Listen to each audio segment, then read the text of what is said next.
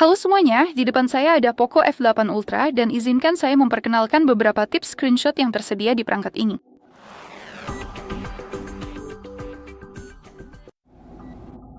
Jadi, mungkin sebagian besar dari kita udah tahu tentang hal ini.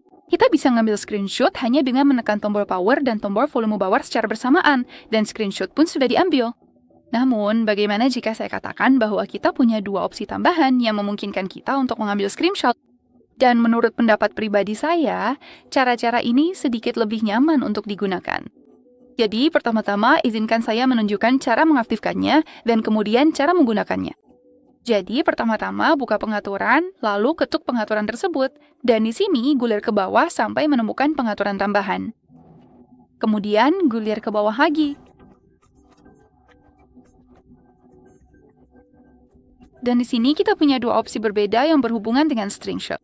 Jadi, mari kita mulai dengan mengetuk ambil screenshot. Di sini, seperti yang bisa Anda lihat, kita punya dua opsi berbeda yang berhubungan dengan pengambilan screenshot.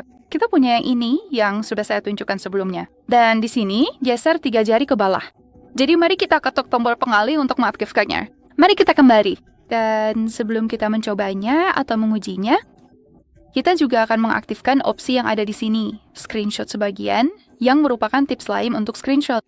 Jadi cukup ketuk saja dan ketuk tombol pengalih di sebelahnya. Dan sekarang saya ingin menunjukkan kepada Anda cara menggunakan screenshot 3 jari. Jadi yang perlu Anda lakukan hanyalah menggeser 3 jari di layar. Maksud saya dari atas ke bawah. Seperti ini. Dan perangkat Anda akan langsung ambil screenshot yang sangat-sangat nyaman. Terutama jika Anda perlu ngambil screenshot dengan sangat cepat. Dan hal lainnya adalah Anda juga bisa ngambil screenshot dari bagian tertentu saja. Anda tidak harus ngambil screenshot seluruh layar. Jadi biar saya coba, saya akan menekan 3 jari di layar. Tunggu sebentar ya. Dan sekarang kita bisa menggunakan 3 opsi berbeda itu. Jadi kita bisa menandai sesuatu dengan kotak atau persegi panjang, opsi bebas, dan lingkaran.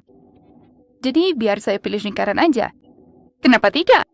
Dan sekarang kita bisa langsung menandai sesuatu yang ingin kita screenshot. Seperti yang Anda lihat, Anda juga bisa mengubah bentuknya. Dan jika sudah siap, cukup ketuk simpan. Dan screenshotnya udah jadi. Tentu saja, kita bisa memeriksanya di galeri. Jika saya kembali ke sini. Dan di sini kita punya screenshot yang diambil dengan menekan 3 jari di layar. Jadi,